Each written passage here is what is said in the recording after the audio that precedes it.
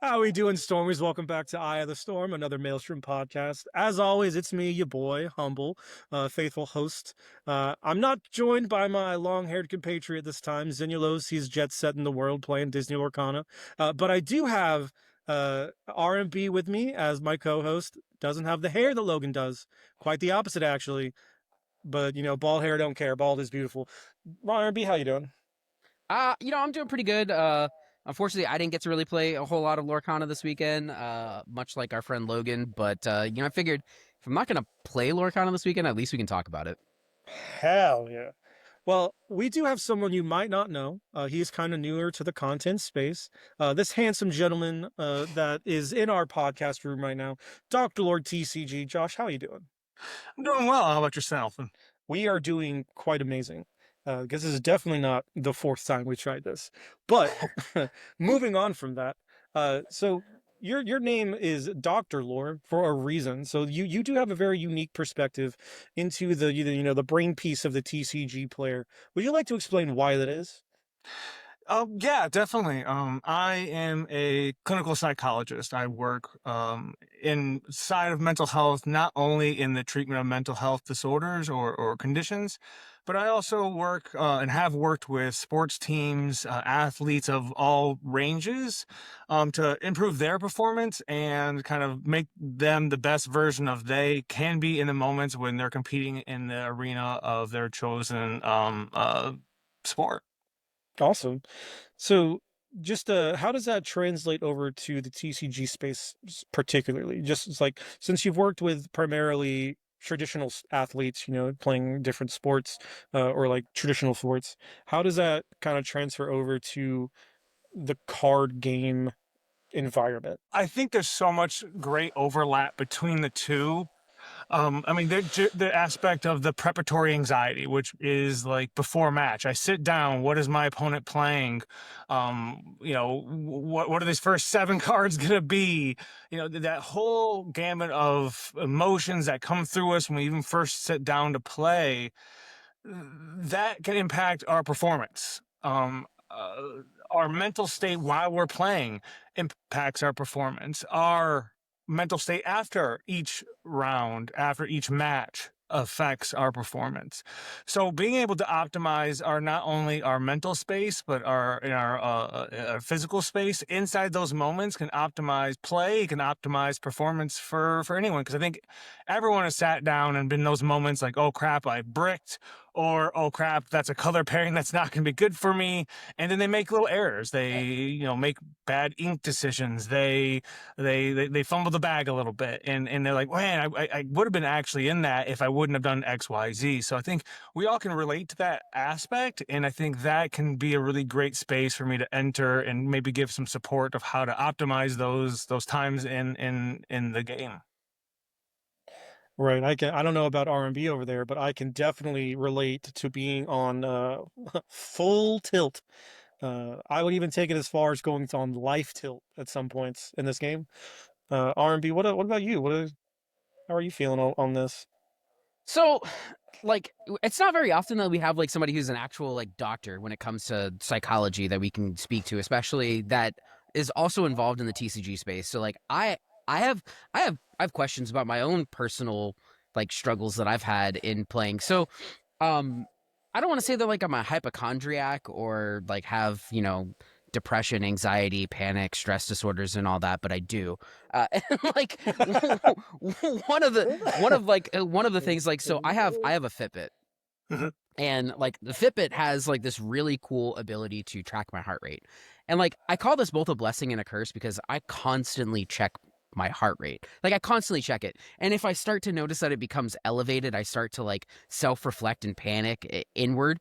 But one of the things that I've noticed, especially when it comes to like major competitions, like I would constantly like people don't realize that going to a big DLC or something like that, there's so much stress and so much pressure that's on the line that like your body physically is it's like the same as doing like CrossFit. So like I've left DLCs where like I've burned over 5,000 calories in a day just from sitting down playing a TCG. But I noticed that like there are certain inflection points throughout the point of the tournament, or like even just individual rounds, where my heart rate becomes elevated, like very, very high. Like I'm just sitting down and I'm hitting like 150s, 160s. Like, can Dude, you I tell me remember why? Like, why does that happen, and how can I like? Is there anything that I can do to like I remember circumnavigate that? DLC Fort Worth. I thought we were gonna have to go to the hospital, Yeah. like straight up. Well, fundamentally, what happens is our body reacts to what it's perceived as a threat or might be a threat. So it releases, adrenaline. It releases all of our stress-based hormones, and when it does that, your heart rate responds accordingly. Your heart rate says, "Hey, let's optimize and get myself ready to fight or flight." Right?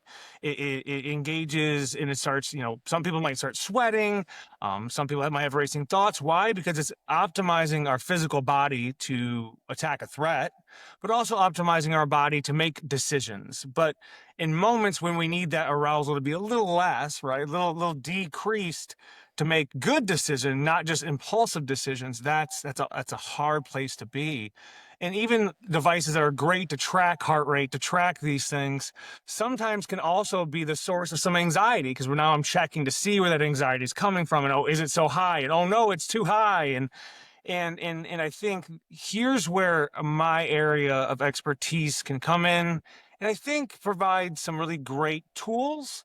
Again, I always tell everyone, check with your own particular mental health provider, check with your own primary care about anything that you think that should be good. But I can give generality and general tools to a community, I think, that can optimize play and optimize the experience. Because I think it's not just winning, it's also the experience. And that's one reason I even joined TCGs. I was looking for that experience, and I was looking for a community base. So if I'm on level 9, 10 out of 10, there's no experience I'm having in that. I'm just trying to manage that level of distress. And that's not, it takes out the whole experience, takes out some of the fun in the game. That's really interesting you say that, because I for one have definitely been in positions where I'm playing a pretty close game. My hands are a little clammy, a little sweaty, uh, and I'm just trying to make the best decision. And impulses, hindsight's 2020. Impulse gets me, and 2 turns later, I'm like, oh, I shouldn't have inked that card. Or as I ink a card, or I play a card, or I make a subpar trade, a subpar challenge, and like then I'm like, oh man, if I would have just took an extra second, I would have been able to like actually think through the turn and like done the right thing. So it is interesting to put a clinical term and like onto like that experience. That is really really awesome and neat. And I think one thing people need to recognize when it comes to overall mental health, more people will experience a diagnosable mental health episode in their life than not. So it's more common to experience that in your life, and to have those times. And just because you're experiencing some anxiety in those events doesn't mean you have anxiety. It means that you're a human being and it's important and you care. So it spikes those things, those hormones in our body that are supposed to be there to help protect us. So again, I think if we can optimize ourselves in those situations, we can optimize play and the experience. So because a fun story even for myself, like my first DLC I ever went to, I sat down and this lovely gentleman across me was being super nice, and we played our first matches, and then I look at my phone, and everyone's like, do you know who you just played? And Who'd I was you, like, who'd you play? I played DKP, very first DLC, very tournament ever, Well, sit down, round 1 DKP. that is quite the introduction to the competitive circuit there, buddy. Did you So, win? but no, he too owed me, but it was close, and he gave me a compliment, so I own that. But if I'd have Well, known that going in, I yeah, probably would have felt a lot more anxiety there. we take those W's though. Yeah. So speaking of, since you did say that uh, that was your first DLC, you are actually a newer player to TCGs, correct? This is your first trading card game? Very first, um I was ending one hobby that was more self-driven. I was looking for a community, actually, and looking for a communal hobby, basically. So went to a card shop, got I think I got a pre-con Commander Magic the Gathering deck, sleeved it up, tried to learn how to play it. felt like I was learning another language, It is. maybe 2 at the same time. Yeah. Yeah, it's Uh, it's not an easy game to learn. It No. is not. It is very annoying. Like think about it. Like if you're like trying to like jump into something that's 36 years old and you're like trying to learn like everything that has to do 36, it's probably more than that now, isn't it? We're 32 years old. It's Is it old. 30? Yeah, It's yeah, it came out in 93, so what's that? 7 plus 25 is that's 32. we Yeah. can have the we can have the math here. Yeah.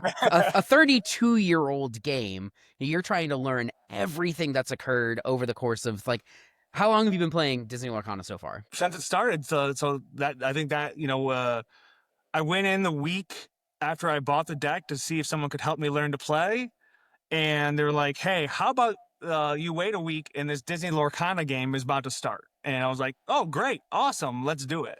So think about it this way. What you essentially tried to do was imagine if all of the cards that you know about Disney Lorcana, multiply that by 15 or 16 for that matter. That's basically like what trying to jump into Magic the Gathering is at this stage in the game. It's not even and like 16. trying to learn. It's not even 16 because you're only thinking core sets. You're not even thinking side sets like Modern Horizons 2 and all that other stuff. I'm thinking So, about like- the amount of years, like, because Disney Lorcana's been around for like 2.5, almost 3 years now. So Yeah. if you figure 32 years, multiply it by 2 times 15 is 30. Fair Math, yeah. I know you're a product of the Florida public education system, much like I am, but we're doing simple math here, guy. Okay. Hey, it doesn't matter. So, but think about that. Like, if you were trying to like jump in and learn, 32 years, like right off the bat, like that's not an easy feat. Number one, It is not. and it no. could be like that could be overwhelming for any new TCG player. Not to mention the mechanics are not exactly straightforward either. Like I wholeheartedly wish the person who taught me to play Magic played Blue, because I know for a fact that I would not have gone that deep into Magic if during my my introduction to the game someone counterspelled me. I'd been like, "No, I'm good." See, here's the thing: if the person that taught you to play Magic taught you by playing Blue, maybe you would build Lorcana decks with more than just characters in them. No. I do build But Lorcana it's decks with possible. more. I do that. I just happen to like the You one. said doo-doo. I just happen, child. I happen to just like the one that only has Yes. characters. Anyway, Well, so the only context I have for that is a recent context. I hear about Blue. I hear about it all the time. My only recent context is being whole new worlded into this new beautiful steel card that then made me discard all but 3 cards in my hand. Oh, sorry, discard my whole hand again and then draw 3. That was a whole. I imagine that's what it's like playing against blue players. yes, Beyond the It's Horizon.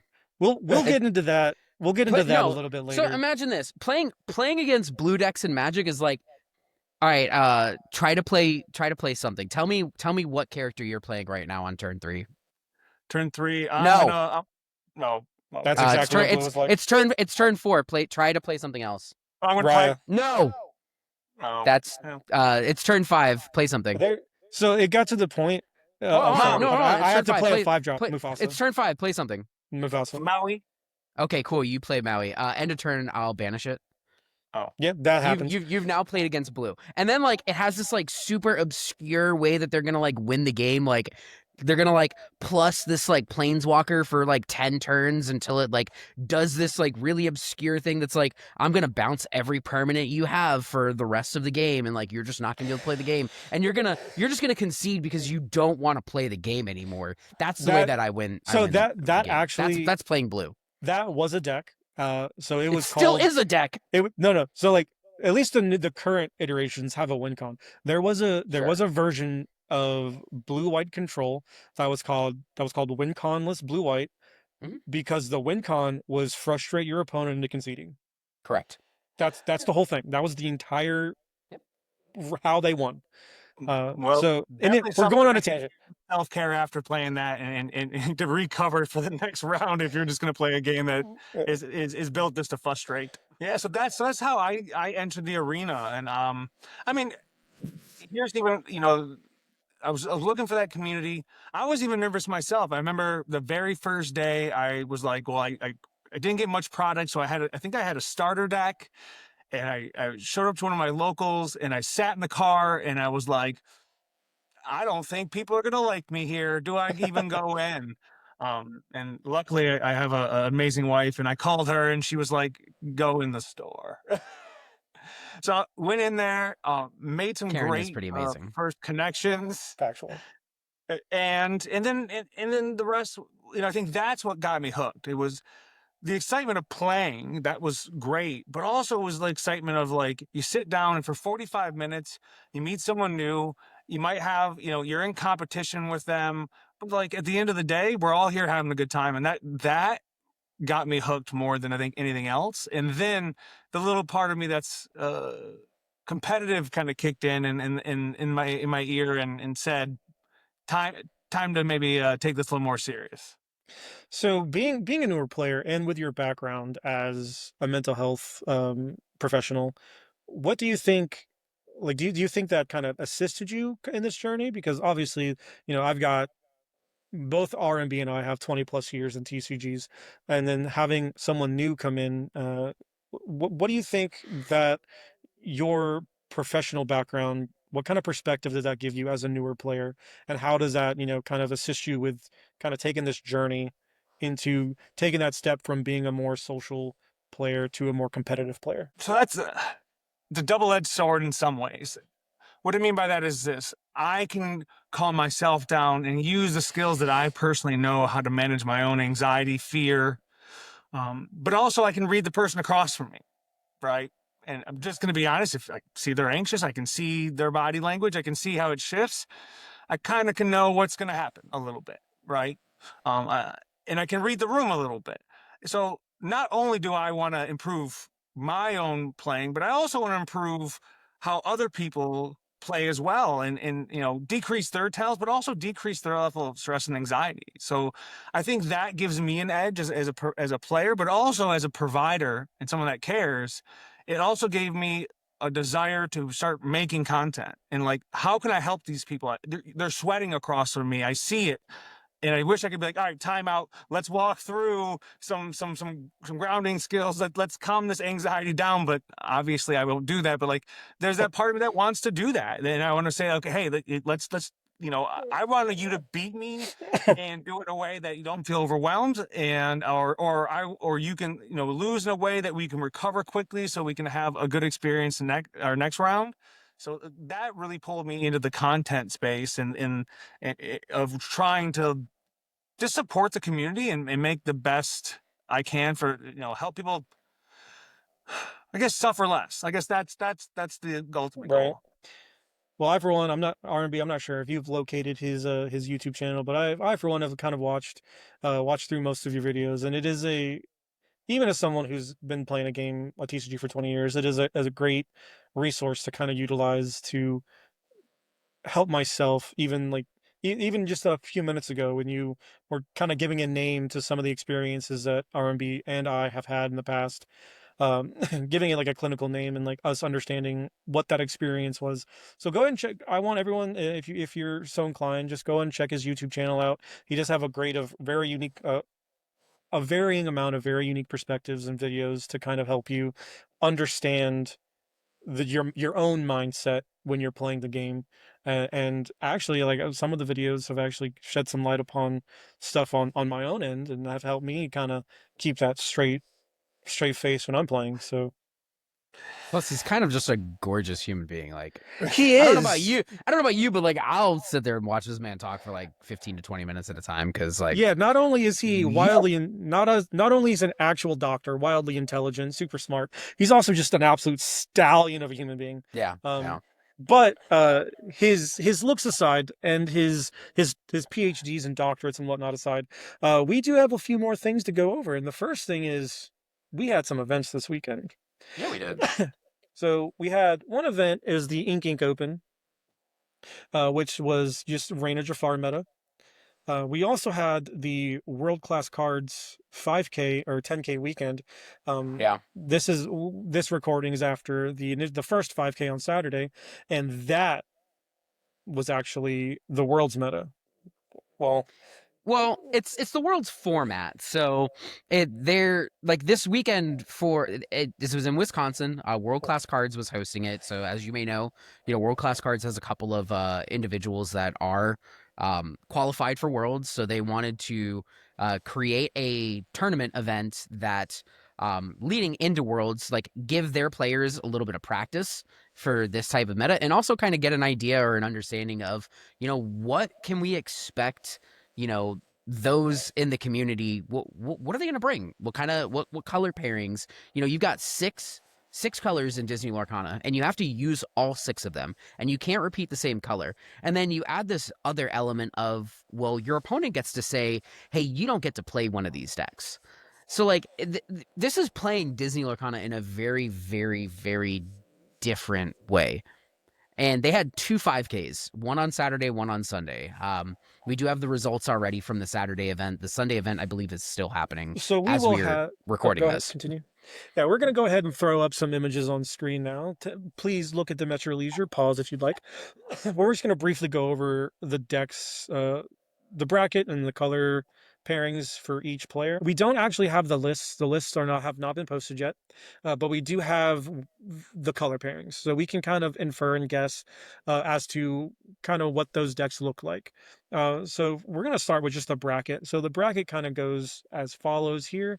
We're not going to look at this too long because there's not a whole lot of information on it. We are going to look very quickly at this, but we do see that the player Thomas was the victor. So as we go through that, we can kind of see what decks were relevant here.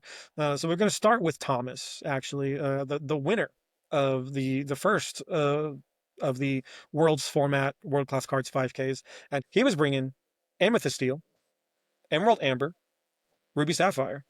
That looks pretty Yeah. straightforward. What do you guys think?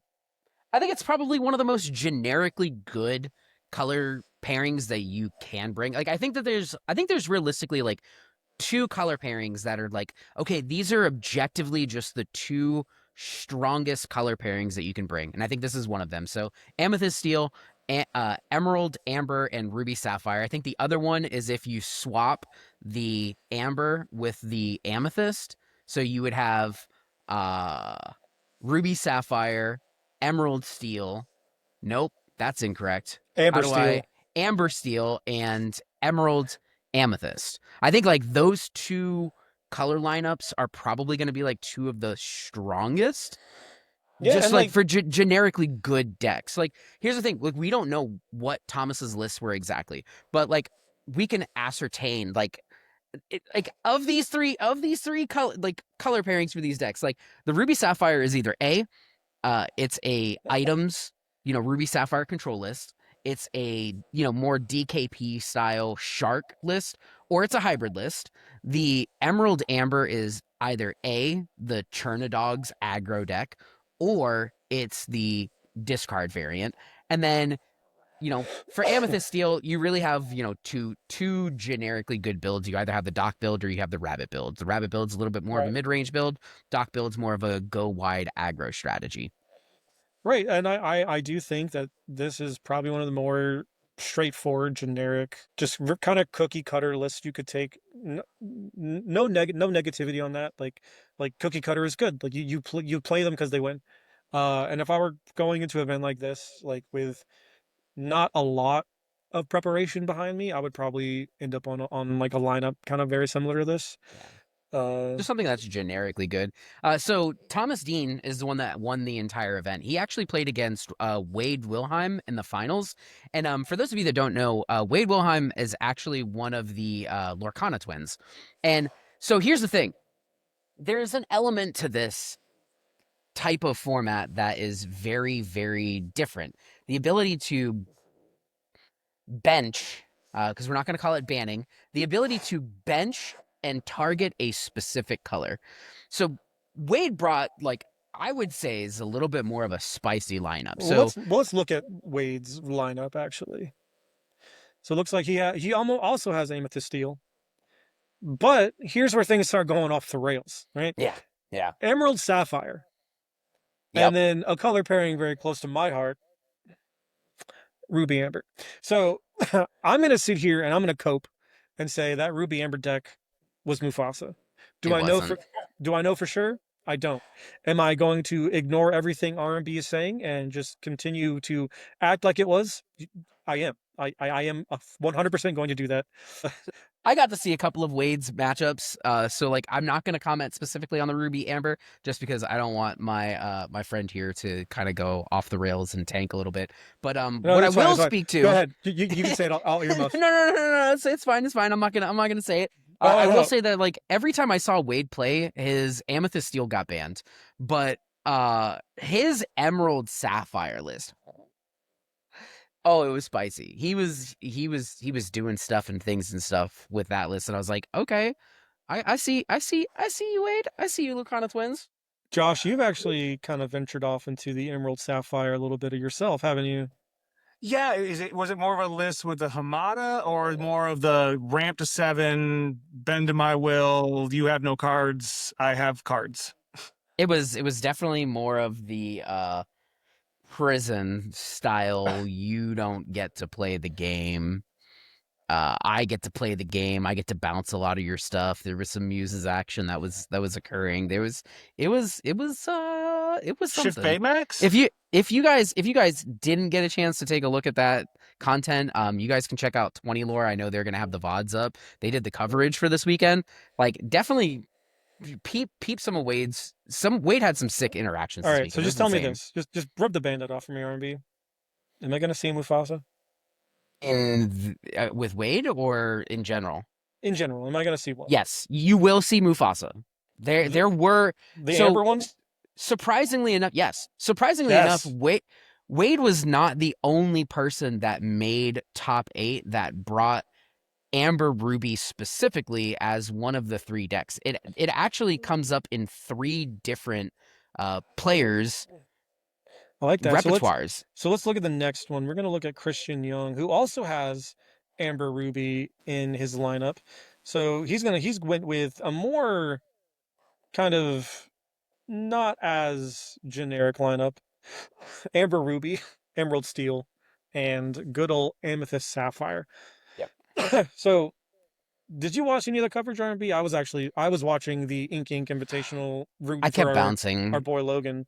Did Yeah, I you was bouncing between the two, and I like also just had like a bunch of stuff that I had to do Saturday. So like I caught like little pieces of the coverage here and there. Like I myself plan on going back and watching like the entirety of it this week, just so that I can get like once I get everything uploaded to YouTube, I'm gonna go and watch a lot of the matchups. But um Christian, I believe, was on Racers. If I if that so is still hot. so here's I'm pretty sure it was Christian that was on Racers, and I don't know if you've seen like the 4-cost King Candy in action, but Christian was doing the King Candy shenanigans with both teeth and ambitions, and this is gonna blow your minds. This I've If you say the I've words Glimmer versus Glimmer, I'm it was going. Glimmer versus Glimmer. He was playing Glimmer versus Glimmer, and I was like, ooh, he Glimmer versus Glimmered like his dude with a King Candy in play, and he's like, yeah, like banish my dude to banish your dude. Oh, you have to banish a second dude, and I was like, there's hate crimes that are occurring right now on this board That state, and does seem Christian, like it breaks the Geneva Convention. That is correct. yeah, the war was enacted. It was very very spicy. So outside of the curveball of Amber Ruby Racers, which I'm a fan. It's not Mufasa, but I'm still a fan. Pretty straightforward lists with like Green Steel being just like obviously the deck he's looking to get benched every single game because it's just one of the most powerful decks in the format. So being able to just bring the other 2 decks and like knowing that you really don't have to learn or play or interact with one of your decks ever because it's always going to get banned is kind of a strategy that is kind of a little bit heads up, honestly. Amethyst Sapphire, unironically, actually, Amethyst Sapphire and Ruby Amber have the same poor matchup, which is Amber Steel or Green Steel. So the Steel deck. So being able to just like say like I'm gonna ban the Steel deck every time, regardless, and then just play 2 decks that are quite powerful into everything except for exactly Steel, is a is definitely a wonderful strategy to take in. I actually hate it. I'm not gonna lie. Like, I'm gonna play devil's advocate. I'm gonna play devil's advocate here, and I'm gonna like, after watching some of the content that I got to see on the format this weekend, like, I actually think it's such a flawed format. And like, the reason that I think it's a flawed format is because I think a general consensus was made this weekend throughout the course of the events, and it was ban the steel deck. Like, just it doesn't matter. Like, you just ban the steel deck because I can get behind that. it's the easiest thing to target. If you ban the steel deck, you get to play like just ridiculous things that you could like never have the opportunity to play before. Oh, Like, you mean if I ban steel, I get to have fun? no, not have fun. Oh, Like, crazy. Steel puts things in check. Like, Steel definitely checks a lot of these like very unique one-off things. So like, I want to pull up XVVT's his lineup. So he made top 4. XVVT, I don't know his first name. His last name is Edwards. I did get to see several of this gentleman's matchups. So Ooh, he brought some heat. He brought a yeah. weird lineup. He brought a very, very weird lineup. So like, his entire strategy was to ban steel. His Sapphire Steel got banned predominantly because, like I said, most people were just banning steel almost all weekend.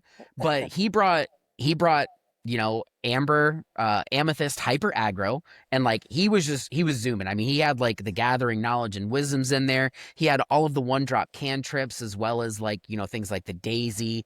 Like, he was trying to count to 20 as fast as humanly possible. Let's take it a step further than that. His Emerald Ruby deck was pure unadulterated sauce.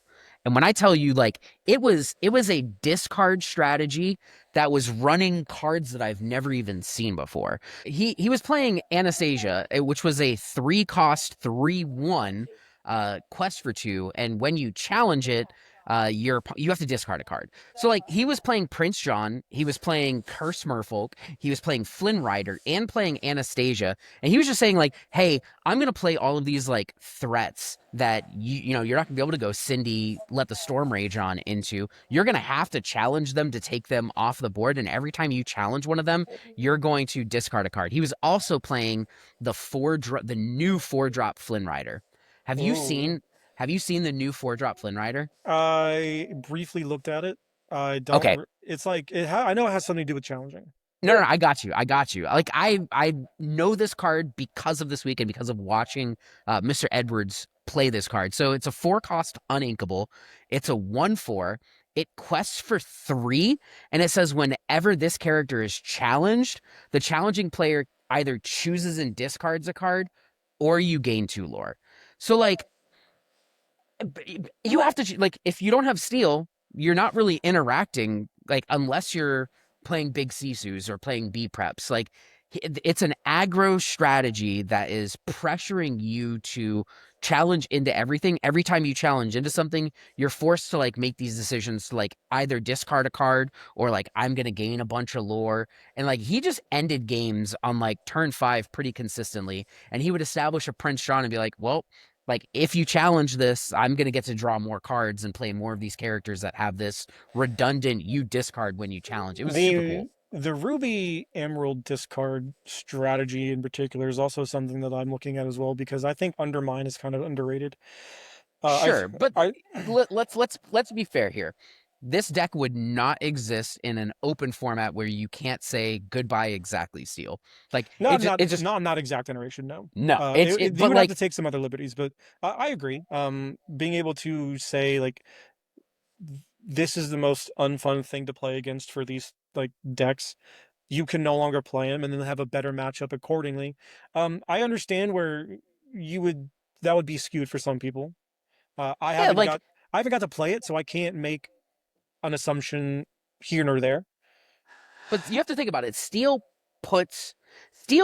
is a check to certain types of decks and certain types of strategies and to certain types of cards. When you eliminate that check, like, number one, do you want to watch a Worlds format where like you don't get to see an entire color get played at all throughout the I don't. It's like fair. I want to see every color be played. Like, I'm looking forward to like the finals where all 3 of our decks have to get a win for one of us to win.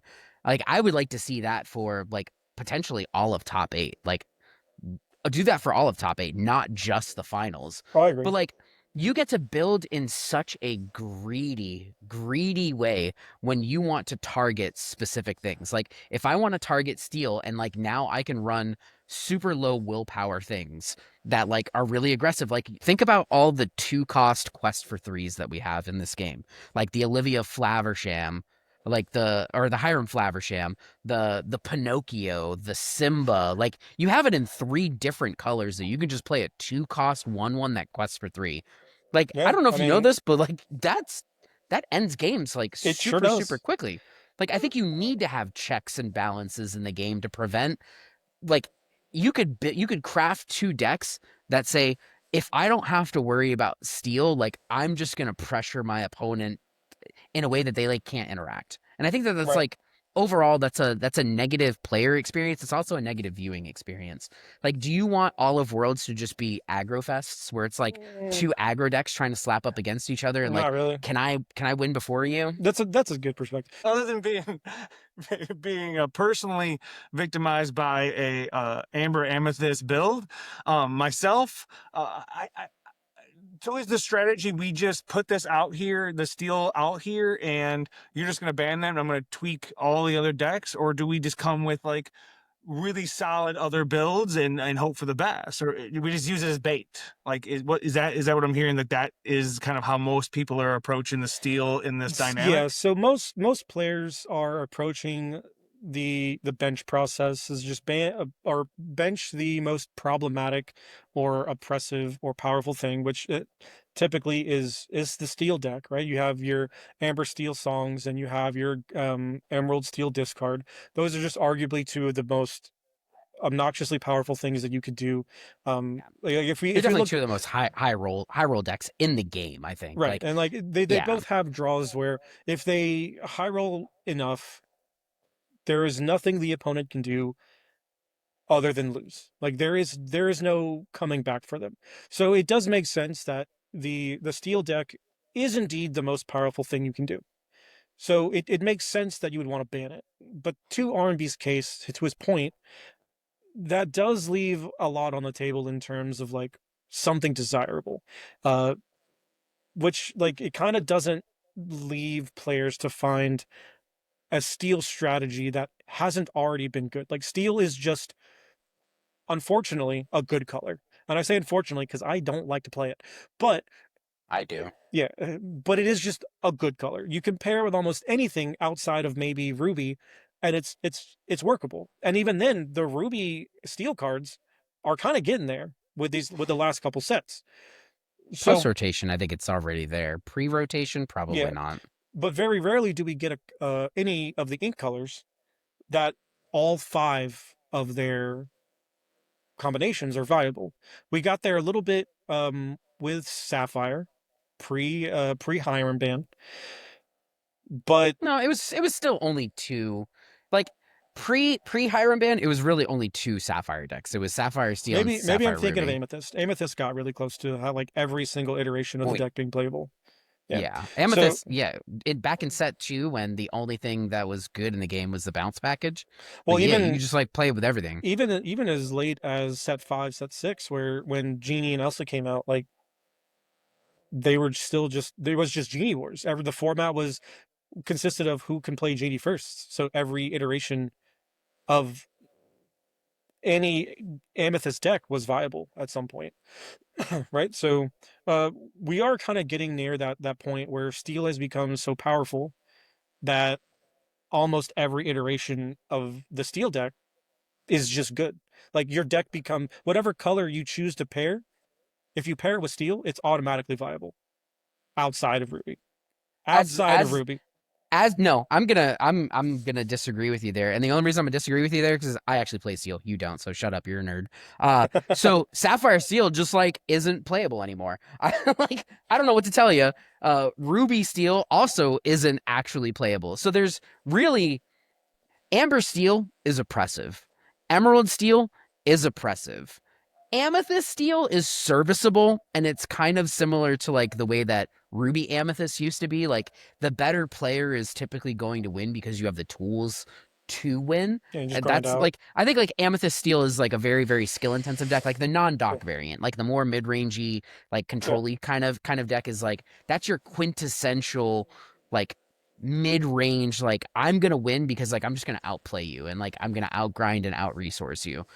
Sapphire Steel, I hate to say it, I love you, my Sapphire Steel family. The deck is like not doing good right now. Like it's just not. Like none of the variants are doing good. Like the Kiwi variants are just like, yeah, they're like good into like Amber Steel and Emerald Steel, but like they're just like bad into everything else. Like you can't beat Ruby Sapphire. Like if you come up against a Ruby Sapphire deck, like you're just cooked. You're just like, you're doing something that's just too fair, and like they're like, yeah, cool. Big Sisu, banish 5 of your dudes all at the same time, and you're like, yep, Yeah. can't come back from that. So you kind of do see though, as we're gonna just really quickly blow through the rest of this top 8.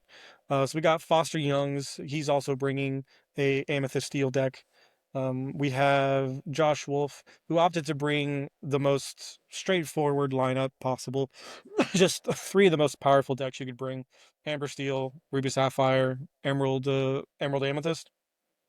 I think that's the other like, if there were 2 color schemes that you could bring, like this one and Thomas's, I think are like the top 2 color pairings Yeah, that you could bring for this we type have of J event. Bomb coming in for our top 8 with Ruby Sapphire, Emerald Amber, and Amethyst Steel.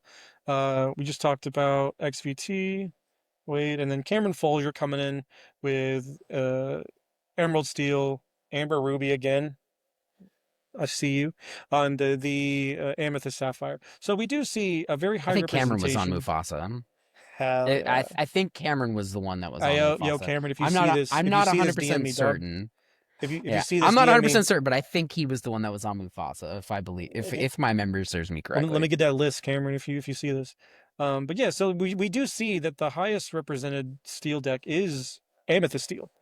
And I do think that is because like, even with the consensus of we're going to be banning steel, when I sit down across from my opponent and I have to either play against uh, the Emerald Amber discard deck, potentially, or Ruby Sapphire, low key, I'm probably going to ban Ruby Sapphire. I'll probably just like take my lumps against Amethyst Steel. So that is actually attacking the format as a trying to use those bans against the opponent, using that consensus of like, oh, steel is the most powerful thing, playing the most the worst of the 3 steel decks, but still a very powerful steel deck, and then putting the ball in your opponent's court, saying, I have these other 2 extremely powerful alternate ink colors. If you would like to ban the steel deck, I'm still playing probably the 2 best decks in my lineup. Uh, which is why I think you see Amethyst Steel repeated so many times throughout this top 8. See, my thought process on it is I think like the 3 strongest color pairings in the game are Amethyst, Steel, and Ruby. Individual colors. I think they have like some of the most individually powerful, like regardless of whether it's a primary color or a supporting color. Like if I was preparing for this event, like I don't know that I could pair those 3 colors up in the same list, because like you need to be able to spread your threats out, because like one deck you're just never going to be able to play. So if I take 2 of the strongest colors of the game and put them in the same deck, like you're just going to ban that deck. You're just going to bench that deck, because like why wouldn't I? Like you've isolated 2 of the strongest colors. So I think like for me the most generically good color pairings to bring, and I think that you'll probably see roughly 60% of the world's meta will end up being exactly Emerald, Amethyst, Amber Steel, Ruby Sapphire. I think those are just like the 3 strongest, like generically good decks that are going to give you, you know, the most 50-50 spread. Plan for your Amber Steel just being benched every single, you know, round, because it's easy to do that. I think that like the 2 strategies you could really take into this is like, I'm going to ban the Steel deck and build my decks accordingly, or I'm going to ban the Ruby deck and build my decks accordingly. But I think that Ruby is more exploitable than Steel is, because Steel has the 2 decks that have the highest, like, a nut roll potential, like, for lack of a better way, like, they have the highest, like, nut draw, where you're just like, there's nothing your opponent's going to be able to do to interact with you. Like, you're steamrolling. If I were like, if I were on this other, if I were taking a deck for this, I think I would adopt kind of like what Christian Young was doing and like opt for a ban. Like I'm gonna take or bring the most absurd steel deck, which in my opinion is Emerald Steel. I, Emerald Steel, okay. Yeah, yeah, Emerald Steel. Emerald I'm Steel gonna is take the absurd. Emerald Yeah, Steel it's discard it's because dumb. no one wants to play against it. Right? So like I can pretty easily say this is going to be the deck banned or benched every single game. You should. You should. If And your opponent is playing Emerald Steel, you should just bench it. Like, just don't run the risk of like you just getting high rolled. right. Like, simple as that. Like, And then you do have a little bit of like wiggle room on the other two decks. Obviously, I am a Amber Ruby enjoyer, so like I would likely bring that and have the Amethyst Sapphire deck be my backup. Blurple is a deck that I have enjoyed in the past, and I enjoy the deck for a lot of the same reasons I enjoy Mufasa, right? Like it's a mid-range deck that wins proactive. board. It's proactive and wins boards through challenging. That's the kind of thing I like to do, and have two decks that are piloted similarly, and have the same weak point that I can just say that weak point doesn't exist. I would be on the camp of like almost taking the exact spread of Christian Young. Josh, what about you? What ink pairings do you think you would bring to an event like this? I think I kind of like your logic there because the new Monstro. In my testing, that Monstro has done work on board because that's been the hardest part of that deck is turning the corner, right? You're just waiting, you're trying to keep boards, board state reasonable, and then if you can get that monster out and kind of clear the board, that just turns the game. And I think, yeah, no one likes to play against discard. I don't know anyone's like, oh, my favorite matchup is to sit across from a discard player. It's just not. So I Not think, never. Other discard players like playing against other discard players because they're like, yeah, look at our Diablos. We're such cool people, man. we have John, best friends. High five. Yeah. Hey, we each got Prince Johns. We're both drawing cards and discarding cards. Like, I don't know no. why you turned into Kermit the Frog there, but I'm with it. I think there's also something to say about just maybe going low and going fast and bringing some aggro to these. Because if you're going to bench the steel decks, you're going to bench that piece. I mean, Daisy into Maleficent and then go Daisy blue into on Daisy turn 30 Daisy. is Like, right. chef's kiss. Factual. Well, WCC was not the only event this weekend. We did have the Inc Invitational, which I do have the list pulled up because Garrick is a wonderful individual and got these over to me. We do have Kurt Spies coming in first place with a little Decandio special coming in hot with some diggy Little diggy hole of the hole. diggy variety. It's some diggy diggy hole. Nothing really new. There is exactly like Listen, ladies. yeah, that is the only new cards he's playing. It's the most absurd card in the set. Rhino. Correct. Hey, brother, Look, hamster balls are going to be the bane of my existence. Right. Yeah. No. Rhino is very good. Rhino is an annoyingly good card. It's such an absurd card. Thankfully, being the Mufasa player that I am, I don't really care about Rhino that much because I'll just run something into it and then kill it. But the lady has been pretty heat. We anticipated that card being good and seeing it in play, in action. We were right. That card is busted. Obviously, it's a build around. You have to be able to facilitate that card on egregious turns and have a very high density, critical mass, so to speak, of cards and characters that it can put into play. But when he did a lady and a dock play to have on 0 cards to just draw 2, and I was like, yo, maybe I don't hate steel because that was pretty absurd. Rhino is just, I don't want to talk about it. Rhino is Rhino. That card is so good. That card is abysmally good. Like, I've never been excited to put a 1-drop 1/2 in my deck before, but being able to shift on 2 with a Rhino is absurd.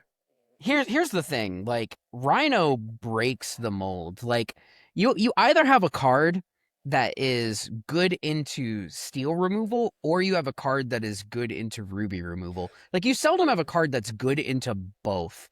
early enough on to make an impact in the game. And I think that like Rhino covers down on both of the deficiencies in both steel and ruby removal, which is something we've never had before. We Yeah, never had a character that was just like generically good against all the removal that exists, with the exception of like Emerald. Emerald has like, okay, like I can Mother Knows Best and like return your right. shifted characters back to your hand, and like that's an off tempo play. But even like Kit doesn't answer I'm it. not gonna lie. So Rhino has given me Abomination Stitch vibes. When I was playing that card, Mufasa, I was playing it because Zeus was the premier removal for Steel, and Medusa was the premier removal for Ruby, and that card just happened to dodge both.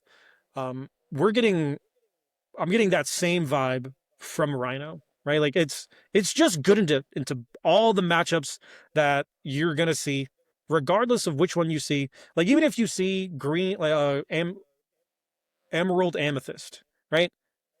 Rhino just doesn't care. Rhino's like, ah, sick, yeah, put me back in the hand. I'm coming back. It's whatever. Well, I think amethyst is like the one color that like they have access to uh the crab. So like I think Right, crab is man. like probably the best, like I'm gonna call it a pseudo piece of removal for Rhino. I think like amethyst decks will be in the best position to deal with Rhino, but even then, like you have to think about the supporting cast behind the Rhino. Like you still got things like Cinderella, like just singing Yeah. songs. Like you still You got want to know Ursula what singing songs. he Like wasn't playing? That if he was playing, I would have actually just vomited. The penny, the penny that gives resists for a yeah, turn. If my opponent ever has a Rhino on board and goes Lady into Penny, give the Rhino an extra resist one. I'm sick. Have fun. I I guess I'll just lose.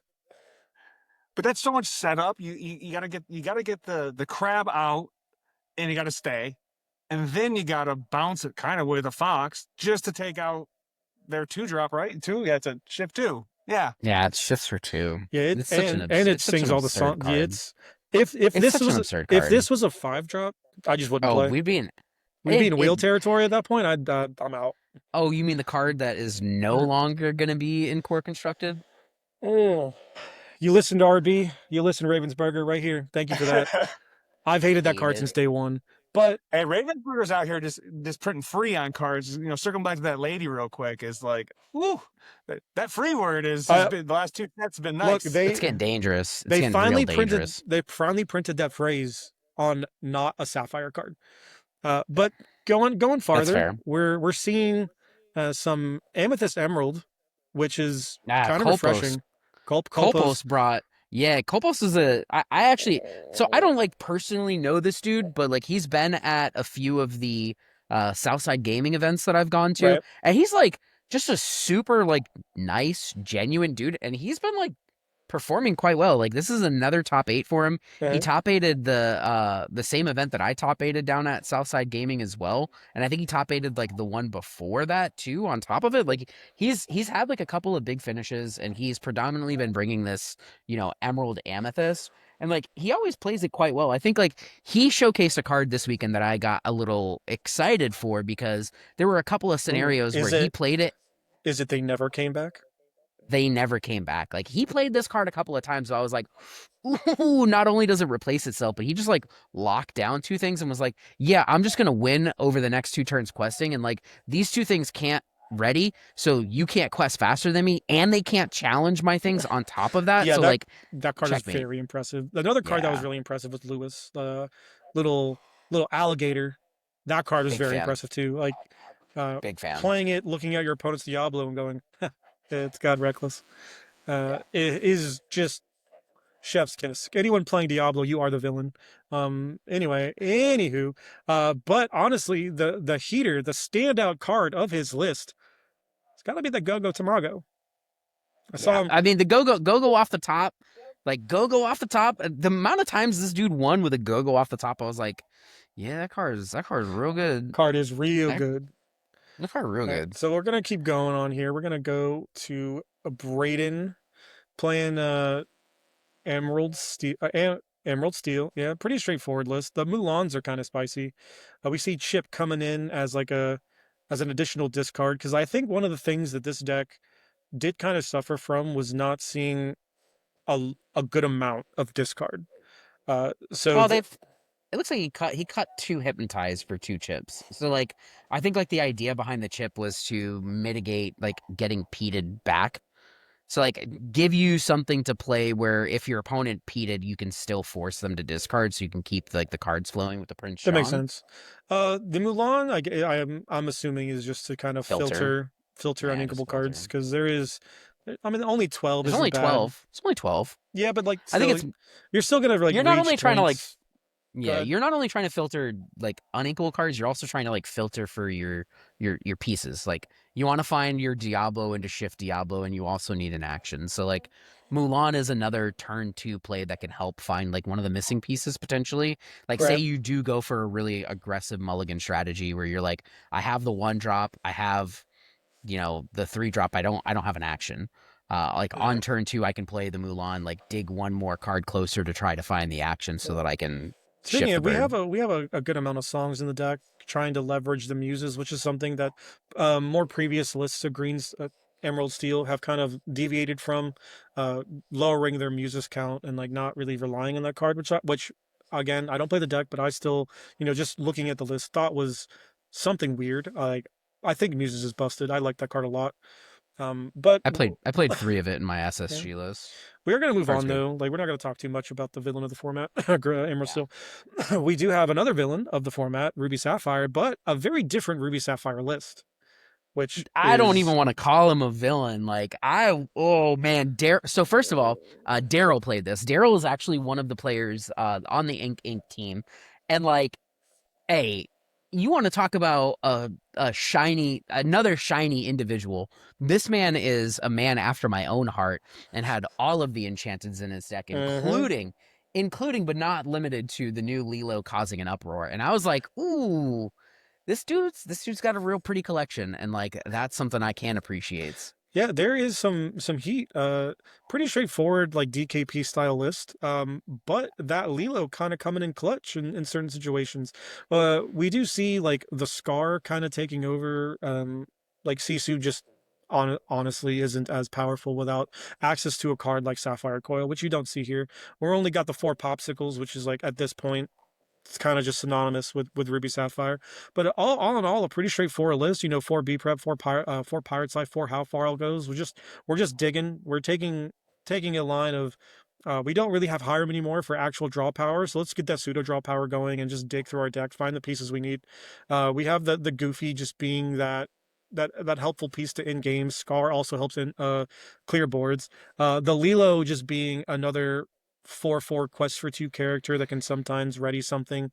Being able to like ready your Goofy and like challenge something else for just a quick 4 lore is heat. Being able to challenge something with Shark and then ready it and then challenge again for that just that huge value is a huge tempo play that like man after my own heart. Very very straightforward. Again, I'm probably wouldn't play this list because I hate Pete, but That was the biggest when it works, it works.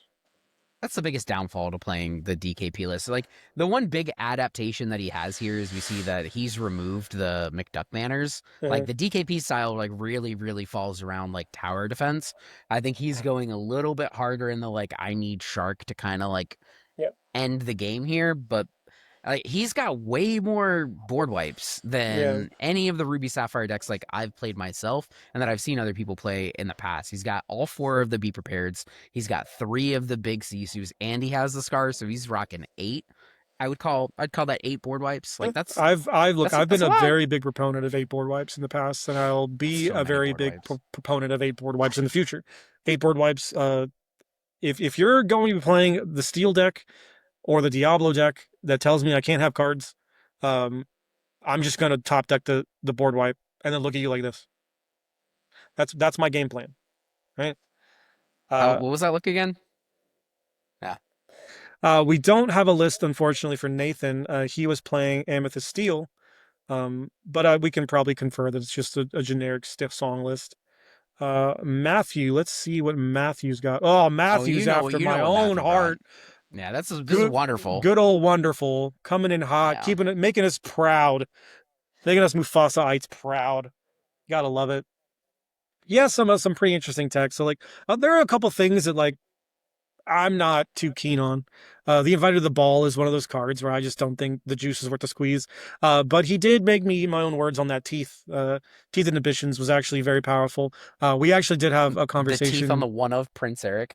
It's like, Yeah, oh. we did have a conversation about the Brawl versus the Teeth, right? And I informed him. I told him straight up because like we spoke about kind of these lists at the beginning when Rain of Jafar first came out, and he was on Brawls initially, and I was like, Teeth, like Brawl is just such negative tempo that it's not something that I want to have to like concern myself with.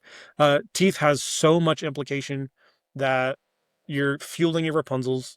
You can like you're the Eric tech that he's brought into it. The one of Eric just to pair with the Teeth, chef's kiss. When it works, you know. But because Teeth is a song that you can sing, uh, and like you don't have to like sink ink into it, really kind of is what this style of deck is looking for, because you want to be using that ink to expand your board state. We are kind of a tempo deck, so you need to be able to just like commit things to the board every turn and just pressure the opponent on repeat. And having a removal spell that you don't have to put ink into, you just turn one like a Gothel sideways, throw the damage on it, and then like snipe something, or like you quest with your Prince Eric, like a sing with something small, and then just like take out two things. The only caveat to that is it doesn't remove Ursula Deceiverval, which Brawl does, which is the only reason I could think like you would want Brawl instead. But when he kind of came back in a game where most Mufasa decks would have just scooped it up, because Teeth Inhibitions just allowed him to clear the Diablos, clear some problem threats, and keep it pushing. Which, you know, I get to pass the proverbial torch, because I don't think anyone else has topped a major event since I did in Nethias. So you are now the Mufasa King. I am freed from my shackles. I get to play other things now. So Is this like a Genie Jafar situation where yeah, like, dude, that's what it feels like. so you're gonna play like actions again for once? Probably, Sick. maybe. Hey, Uh, this is a winning proposition. I've so, been trying to convince this man that there are 5 different card types in this game for the last like 10 months. And he's uh, like, nah, I just like dudes. Hey, I do love that pause. Goofy. That new Yeah, Goofy though. That new Goofy does work. that new Goofy is very good. The new Goofy is I've very been good. underwhelmed by it, if I'm being honest. You haven't Like, played okay, Mufasa. why is a 2-drop Snow White in this deck? Help me understand that. So that's something I started to. So against like decks like Steel Song, especially going first, you want to do like a Mulan on one. They're gonna play Cindy on one. If you play the Snow White, heal the Mulan, you have 2/2/3s that even when they turn the Cindy sideways, it's not trading anything, and you just get to like Okay. kill the Cindy for free. Nope, that It's makes just sense. yeah, it's just one of those So things that allows you to like curve out correctly. There is some like non-bow synergies with Rapunzel, obviously, but putting 2/2/3s on the board against a lot of decks, especially in the early game, like on 1 and 2, there's not much that they can do to answer that unless they want to start taking very negative trades. Which he's still on the card soldiers. I've actually on 4 Snow Whites, so I've moved away from card soldiers. I'm actually adopting something that you moved away from Card Soldiers? I You did. loved Card I love that Soldiers. card. That's the only card you got last set. I know, but I will say, shout out Monty. Pluto was correct. I've been playing around with Pluto, and I was wrong about Pluto. Pluto Bro, has you can't ban steal at locals, my guy. Uh, I beat Steel Song twice at locals, starting with turn 1 Pluto, and they were just like, "What?" And then like, turn 5 Big Sisu seemed pretty good. So I went. So I had one player. I went Pluto on one. He goes Daisy on one. I went Gaston. He goes Troubadour. I went Ink a card, tap Gaston, or exert Gaston, exert Pluto, Medusa your Troubadour. Go ahead. The game was over. Was like sick. Yeah, it was pretty sweet. But anyway, moving on. We got a couple more decks to look over. We got David. What's David coming in hot with? Ruby Amethyst, the deck that just won't die. Just retire it. God, let it, let it retire in peace. We got some. This is a very different list though. Like, Yeah, we got some new cards. He's got the Prince Eric Ursulas in the list, and he's also running like the Steel Song 8, big shifty Ursula. I think like the biggest thing that like I saw out of this deck all weekend is the 7-cost Hades Ruthless Tyrant is actually kind of an insane card. Like, Yeah, I think the card's very good. Yeah, so they were like, Sapphire can't have Hiram, but you know what can? The color pairing that already draws a billion cards. Yeah, And and they with just, the finders keepers, the be prepared, like looks like a pretty brother, straightforward like ruby amethyst kind of a bold with the bounce package. Like we're not on the snake anymore, but still with the foxes because that card's still busted. I mean, there's like one thing I like. So when I look at this list, there's one very, very distinct thing that I absolutely despise about this deck. Can you figure it out? Can either of you figure out what I hate about this list? let me see. Other than all of it, is it the fact that there's still it's only 8 1-drops? Mm-mm. Hit me with it.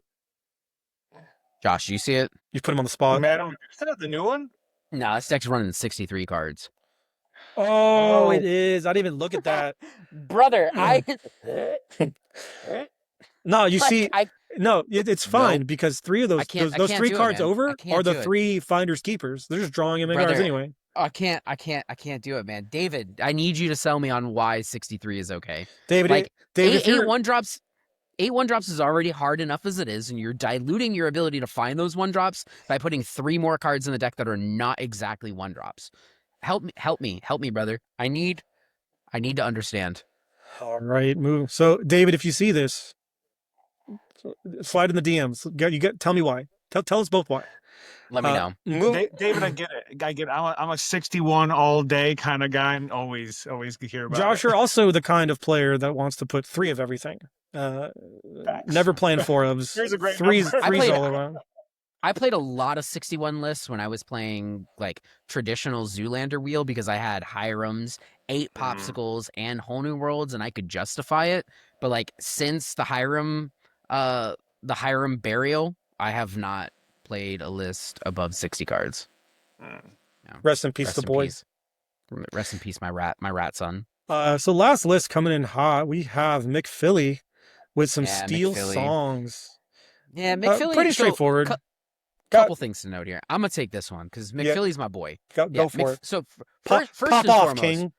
First and foremost, Blue Steel Gang rise up. Even though he's not playing Sapphire Steel this weekend, he was not playing the infamous Zoolander. He was, he kind of like did us a little bit dirty.